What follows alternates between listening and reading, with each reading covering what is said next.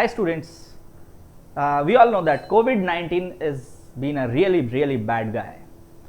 हमारे बहुत सारी चीज़ों में प्रॉब्लम आ गई है, बाहर जाना बंद हो गया है, जा भी रहे हैं तो बहुत मिनिमम जा रहे हैं, and same is the case with our studies as well.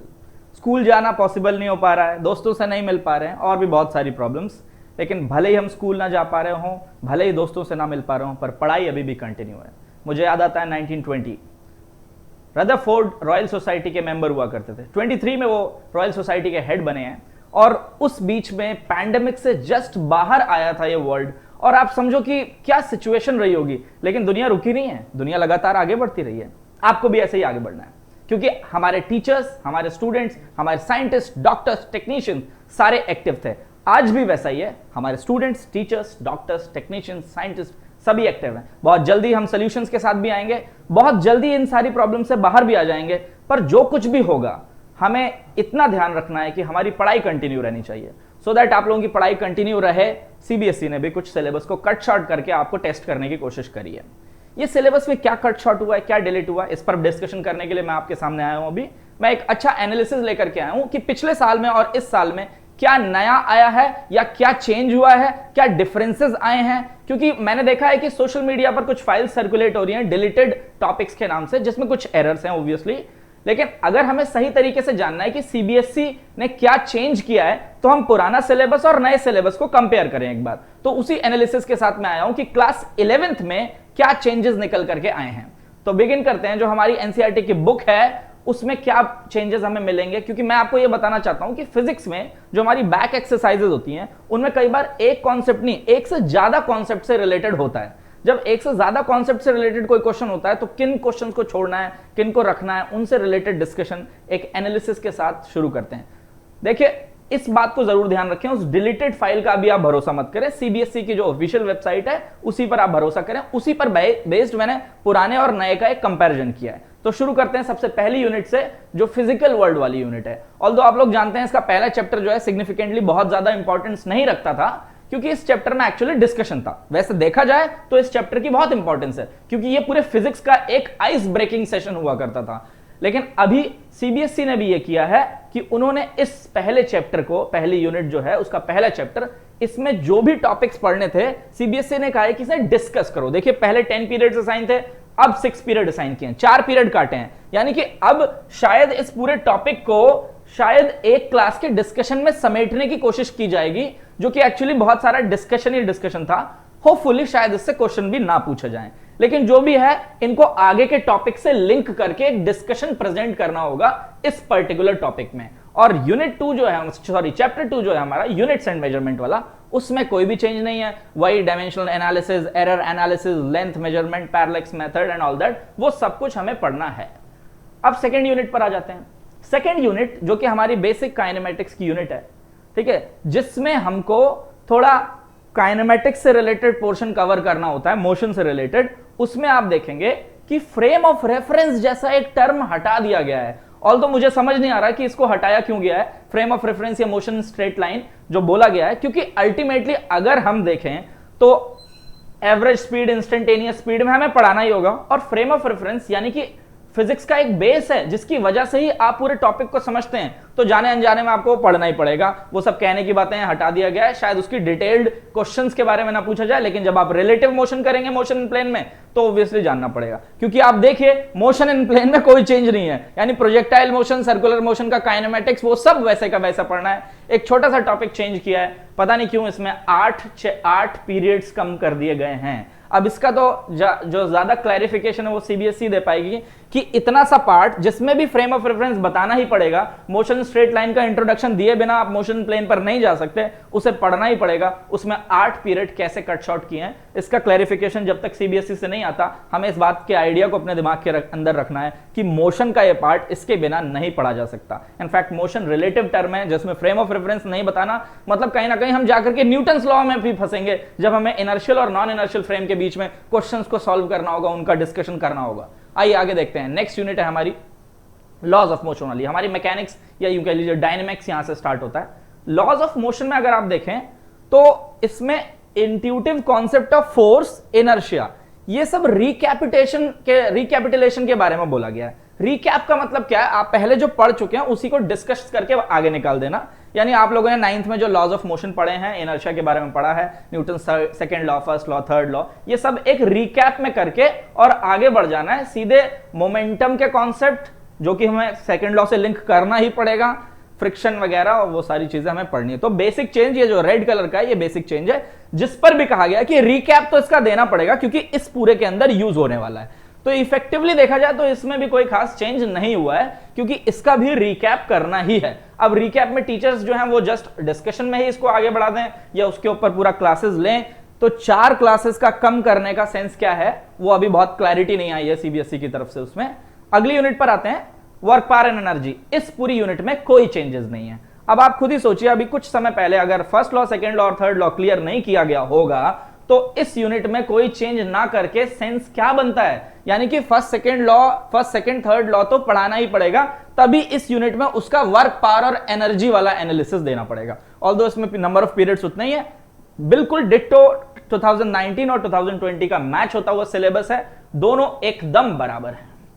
अब देखिए अगला हमारा जो रोटेशन वाला टॉपिक आता था, रोटेशन वाले टॉपिक में पहले 18 पीरियड असाइन किए गए थे, अब 16 असाइन किए गए हैं। एक्चुअली अगर 2 पीरियड का ही लॉस किया गया है तो उसमें जो चेंजेस हैं वो क्या हैं? चेंजेस में देखिए पहले यहां लिखा था statement of parallel and perpendicular axis and its application, वो हटा दिया गया, यानी parallel axis theorem, perpendicular axis theorem हटा दी गई है, जो कि शायद मोमेंट ऑफ इनर्शिया का एक इंपॉर्टेंट कॉन्सेप्ट है। उसके बिना टॉर्क का एनालिसिस भी बहुत आसान नहीं होता है, यानी टीचर्स को कई बार शायद बच्चे को ज्यादा क्लियर अंडरस्टैंडिंग के लिए एक आइडिया के रूप में इसे पढ़ाना पड़ेगा। शायद इससे 2 पीरियड्स बच रहे हो, सीबीएसई का ऐसा सोचना है, पर ये टीचर्स कैसे बैलेंस करते हैं उन्हें देखना होगा। लेकिन फिर भी ये एक इंपॉर्टेंट कॉन्सेप्ट है, ये चेंज किया है सीबीएसई ने।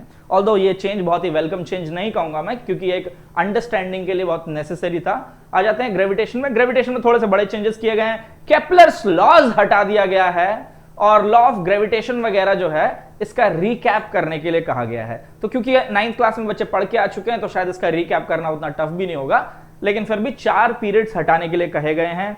हालांकि ग्रेविटेशन को समझना है तो शायद एक्सेलरेशन ड्यू टू ग्रेविटी और लॉ ऑफ ग्रेविटेशन को थोड़ा घुस के पढ़ना पड़ेगा। तो मेरा ऐसा मानना है कि अगर हम रिकैप भी करेंगे, इसको अगर हम रिकैप भी करते हैं तो भी एटलीस्ट हमें इसमें कुछ टाइम देना पड़ेगा। यानी अगर नंबर ऑफ पीरियड्स पहले 12 थे तो अब एटलीस्ट 10 होने चाहिए थे, क्योंकि हमें कहीं ना कहीं ये बात बच्चों को पढ़ानी पड़ेगी। केपलर्स लॉ भले ही हम ओमिट कर दें, लेकिन लॉ ऑफ ग्रेविटेशन और एक्सेलरेशन ड्यू टू ग्रेविटी नहीं ओमिट कर सकते, क्योंकि उसका एल्टीट्यूड के साथ और डेप्थ के साथ वेरिएशन पढ़ाना है। यानी कि यहां पर एक क्लिक दिया है सीबीएसई ने कि अब टीचर्स अपने हिसाब से इस चीज को मैनेज करें, तो स्टूडेंट्स भी उस हिसाब से अपने आप को मैनेज करें। इन चीजों पर बेस्ड क्वेश्चंस जो होंगे वो obviously acceleration due to gravity का क्वेश्चन कोई भी नहीं पूछता है, क्वेश्चन बेस्ड होते हैं वेरिएशन वाले पर ही, और अगर उस पर बेस्ड होते हैं तो जी तो आपको आना ही चाहिए। आइए देखते हैं नेक्स्ट यूनिट हमारी जो सॉलिड्स एंड फ्लूइड्स की बल्क मैटर वाली यूनिट है। बल्क मैटर वाली यूनिट में आप देखेंगे जो हमारा सॉलिड वाला पोर्शन है उसमें कुछ छोटे छोटे टॉपिक हटाए हैं। हालांकि इलास्टिक बिहेवियर पर मैं बात करूं तो अगर स्ट्रेस स्ट्रेन रिलेशनशिप है तो इलास्टिक बिहेवियर बताना ही पड़ेगा। You have to tell elasticity क्या है, प्लास्टिसिटी क्या है, यानी इससे हम नहीं बच सकते। हाँ, किससे बच सकते हैं? शायद शियर मॉडुलस जो हटा दिया गया इससे बच सकते हैं, ये ठीक है हटा दिया। पॉइजन रेशियो, इलास्टिक एनर्जी, छोटे से कॉन्सेप्ट हैं, हालांकि 2 पीरियड ही कम किए गए हैं, ऑल्दो ये 2 पीरियड का भी नहीं है। अगर बेसिकली मैं डिस्कस करूं तो ये शायद 1 पीरियड में शियर मॉडुलस को एक्सप्लेन किया जा सकता है, पॉइजन रेशियो को समझाया जा सकता है और इलास्टिक एनर्जी के बारे में भी डिस्कशन किया जा सकता है। ऑल्दो फ्लूइड्स इंपॉर्टेंट यूनिट है, हम जानते हैं फ्लूइड्स के अंदर Bernoulli's principle, Stokes law, surface tension, surface energy, ऐसे टर्मिनल वेलोसिटी वाले कॉन्सेप्ट्स हैं। आप देखिए हूबहू पुराना और नया सिलेबस मैच करता है, यानी इस वाले चैप्टर में कोई भी चेंज नहीं है। इफेक्टिवली देखा जाए तो यही एक चेंज आया है, इसमें बिल्कुल सेम का सेम है, कोई चेंज नहीं आया है। यानी इससे रिलेटेड जो भी कंसेप्चुअल क्वेश्चंस हैं सब करने पड़ेंगे। सीबीएसई ने आपको क्लियर गाइडलाइन दे दिया गया है कि फ्लूइड मैकेनिक्स बढ़िया तरीके से तैयार करो। अगली चीज, इसी का एक तीसरा, मतलब ये 3 चैप्टर हैं एक्चुअली, ये जो पहले वाले 2 चैप्टर हैं इसके सिवा एक 3rd चैप्टर है, वो भी बल्क मैटर में आता है, हीट वाला, जिसमें आप हीट के एनालिसिस को पढ़ते हैं। वहां हीट और टेम्परेचर को तो कह दिया गया है कि रिकैप कर लो, क्योंकि आपने शायद पहले पढ़ रखा है, 9th में एक आइडियाज ले रखे हैं। लेकिन साथ साथ हीट ट्रांसफर, कंडक्शन, कन्वेक्शन और रेडिएशन को भी रिकैप लेने के लिए कहा है, जो भी शायद आपने 8th से पढ़ रहे हैं, बल्कि आप 8th 9th दोनों क्लासेस में आप लोगों ने कंडक्शन, कन्वेक्शन और रेडिएशन को पढ़ा है।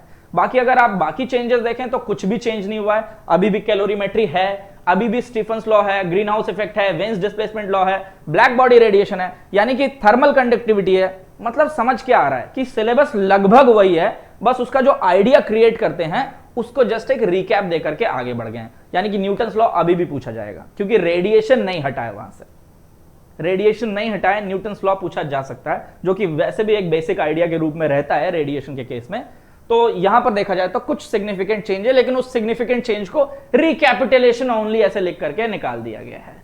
अगला देखते हैं। तो इफेक्टिवली आप देख रहे हैं कि कुछ इफेक्टिवली तो चेंज नहीं है, क्योंकि रिकैपिटुलेशन ओनली बोल करके आगे बढ़ गए। आप अगर देखें तो नंबर ऑफ पीरियड्स में भी 2 की कमी हुई थी। इस पूरी यूनिट के लिए मैं बात कर रहा हूं। अभी देखिए, मैंने थोड़ी देर पहले आपको बताया था 24 पीरियड पहले थे, अब 22 पीरियड है। अगर आप इसका 1 पीरियड मान लें तो शायद बचे हुए में भी 1 पीरियड को सेव किया गया है। यानी इफेक्टिवली कुछ खास चेंज नहीं चाह रही है सीबीएसई, क्योंकि ये बेसिक अंडरस्टैंडिंग है, इसको स्किप नहीं किया जा सकता है।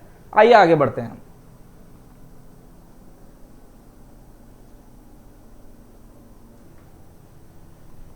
सो हम नेक्स्ट यूनिट पर बढ़ते हैं। नेक्स्ट यूनिट हमारी है थर्मोडायनेमिक्स। थर्मोडायनेमिक्स हीट से रिलेटेड है, आप जानते ही हैं, लेकिन थर्मोडायनेमिक्स में थोड़े से चेंजेस किए गए हैं। वो थोड़ा सा चेंजेस क्या है, हीट इंजन और रेफ्रिजरेटर का जो कॉन्सेप्ट है, जो कि एक प्रैक्टिकल अप्रोच है सेकंड लॉ पर ही बेस्ड। इनफैक्ट सेकंड लॉ को एक तरीके से कोरोबोरेट करने का जो फैक्ट होता है वो हीट इंजन या यूं कह लो कार्नोट हीट इंजन से ही निकल करके आता है। बट स्टिल अगर वो नहीं भी पढ़ाया जाए तो भी हम सेकंड लॉ को पूरी तरीके से एक्सप्लेन कर सकते हैं, क्योंकि उसमें रिवर्सिबल और इरिवर्सिबल चेंजेस को डिटेल में जाना होता है। बाकी सारा कुछ वैसा ही है। तो यहां पर देखा जाए तो एक major topic heat engine refrigerator दोनों ही हट गए हैं, यानी उन पर बेस्ड जो भी क्वेश्चंस होंगे वो भी हट चुके होंगे। तो जो भी साइकिल वाले क्वेश्चन है, साइकिलाइजेशन की मतलब जो एक पर्टिकुलर साइकिल के अंदर कितना वर्क डन हुआ, कितना एनर्जी हुआ किसी हीट इंजन के रिलेटिव अगर देखा जाए तो वो वाले टॉपिक्स भी चले जाएंगे। ऑल्दो आप इस वीडियो को सेव करके रखिए, एंड में जब आप इस पर्टिकुलर चैप्टर पर आ रहे होंगे ये बात ध्यान रखिएगा कि ये वाला टॉपिक हट गया तो इससे रिलेटेड जो क्वेश्चन है वो भी हट गए। हीट इंजन रेफ्रिजरेटर दोनों गया। आइए आगे बढ़ते हैं। हमारे पास हमारी एक यूनिट है, बहुत ही इंपॉर्टेंट यूनिट है, kinetic theory of gases. Actually kinetic theory of gases जो है पूरी तरीके से एक बढ़िया एक्सप्लेनेशन है जो थर्मोडायनेमिक्स में कॉन्सेप्ट पढ़े हैं उनके डिटेलिंग का। और इस एक्सप्लेनेशन में आप देखें तो कोई चेंज नहीं किया सीबीएसई ने, बिल्कुल हूबहू पुराना और नया मैच हो रहा है। इनफैक्ट नंबर ऑफ पीरियड्स भी मैच हो रहे हैं, सब कुछ सेम है, इसमें कोई चेंज नहीं किया गया। चेंज हाँ ऑसिलेशन एंड वेव वाले पार्ट में चेंज किया गया है। पहले 26 पीरियड थे, अब 23 हैं। ऑसिलेशंस वाले पार्ट में कोई चेंज नहीं। अब भी आपको सारे सिंपल हार्मोनिक मोशन पढ़ने हैं, सब कुछ सारा का सारा वैसे ही पढ़ना है, आपको सारे आइडियाज को कलेक्ट करना है बिल्कुल वैसा ही। जो चेंज है वो हमारा है यहां पर, ये चेंज हमारा जो है ऑसिलेशन में। ऑसिलेशन में देखिए क्या चेंज है, एक छोटा सा चेंज है फंडामेंटल मोड और हार्मोनिक्स का, और अगला है डॉपलर इफेक्ट। सी डॉपलर इफेक्ट एक इंपॉर्टेंट कॉन्सेप्ट है, ऑल्दो मुझे लग रहा है शायद डॉपलर इफेक्ट अब सीबीएसई हो सकता है शायद 12th में डाल दे, क्योंकि वेव ऑप्टिक्स शुरू करने से पहले अगर थोड़ा बहुत वेव का आइडिया दे करके डॉपलर इफेक्ट समझा दें तो शायद डॉपलर इफेक्ट इन साउंड भी डिस्कस हो जाएगा और डॉपलर इफेक्ट इन लाइट भी डिस्कस हो जाएगा। पर डॉपलर इफेक्ट एक अच्छी अंडरस्टैंडिंग थी जिसको एलिमिनेट कर दिया, ऑल्दो इंडिपेंडेंट टॉपिक था, तो इससे इस पूरी यूनिट पर कोई इफेक्ट नहीं पड़ा। लेकिन यहां पर समझने वाली बात यह है कि अगर स्टैंडिंग वेव्स पर डिस्कशन हो रहा है, सुपरपोजिशन रिफ्लेक्शन की बात हो रही है और स्टैंडिंग वेव्स ऑर्गन पाइप्स में पढ़े जा रहे हैं, तो फंडामेंटल मोड और हार्मोनिक्स को हटाने का क्या लॉजिक है, क्योंकि वो उसकी कंटिन्यूटी है। इनफैक्ट उसका कंक्लूजन है कि फंडामेंटल मोड्स और हार्मोनिक्स क्या हैं। तो कुछ चेंजेस किए हैं सीबीएसई ने, कुछ चेंजेस बड़े ही वेग हैं, कुछ चेंजेस ऐसे हैं जिनको शायद कर भी दिया गया है, स्टिल आपको पढ़ना पड़ेगा क्योंकि सब्जेक्ट की अंडरस्टैंडिंग चाहिए। क्लास 11th की अंडरस्टैंडिंग ही आपको शायद आने वाले साल में क्लास 12th में काम आए, क्योंकि वो बेसिक की तरह काम करता है। लेकिन जो भी चेंजेस हैं इनमें हमें ध्यान इस बात का रखना है, इन चेंजेस पर बेस्ड जो कॉन्सेप्ट हैं उस कॉन्सेप्ट को शायद ना पूछा जाए, लेकिन जहां लिखा है रिकैपिटुलेशन ओनली उस कॉन्सेप्ट को पूछा जा सकता है। यानी आइडियाज सारे वही हैं। ध्यान से देखा जाए तो क्लास 11th में कोई इफेक्टिव बड़ा चेंज नहीं है। दोनों साल के सिलेबस को अगर हम कंपेयर करें तो बहुत बड़े चेंजेस तो नहीं दिखाई देते हैं। जो छोटे छोटे चेंजेस हैं उनको मैंने यहां हाईलाइट कर दिया है। Please stay tuned, subscribe to our channel exemplar point and feel the physics with me. Bye bye.